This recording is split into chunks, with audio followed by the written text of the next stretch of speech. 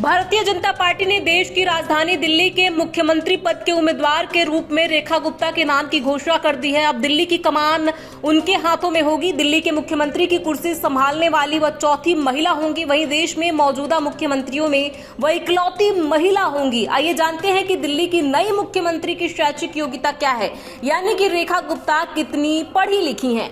रेखा गुप्ता का मूल निवास हरियाणा के जिंद जिले में है, लेकिन वो मात्र 2 वर्ष की आयु में दिल्ली आ गई थी और तभी से यहीं रह रही हैं। उनकी पूरी शिक्षा दिल्ली में ही हुई है। छात्र जीवन के दौरान वे अखिल भारतीय विद्यार्थी परिषद ABVP से जुड़ी और इसी संगठन के माध्यम से उन्होंने राजनीति में सक्रिय रूप से योगदान देना शुरू किया। उन्होंने दिल्ली विश्वविद्यालय DU में विभिन्न पदों पर कार्य किया। उनकी छात्र राजनीति में मजबूत पकड़ और संगठनात्मक कौशल ने उन्हें आगे बढ़ने में महत्वपूर्ण भूमिका निभाई।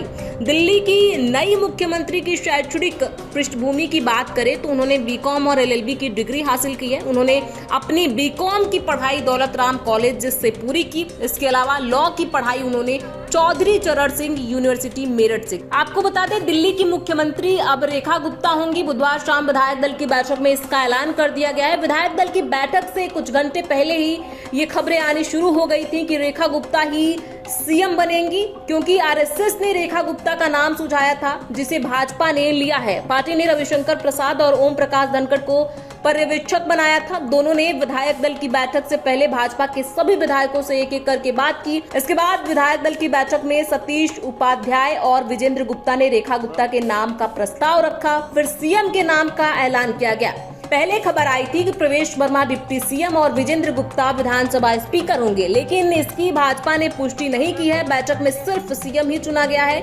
मुख्यमंत्री की शपथ गुरुवार 20 फरवरी को रामलीला मैदान में दोपहर 12:35 पर होगी। दिल्ली के मुख्य सचिव की तरफ से भेजे गए निमंत्रण में मुख्यमंत्री के साथ मंत्रियों की शपथ का भी जिक्र किया गया है। कार्यक्रम में 30,000 मेहमानों के शामिल होने की उम्मीद है।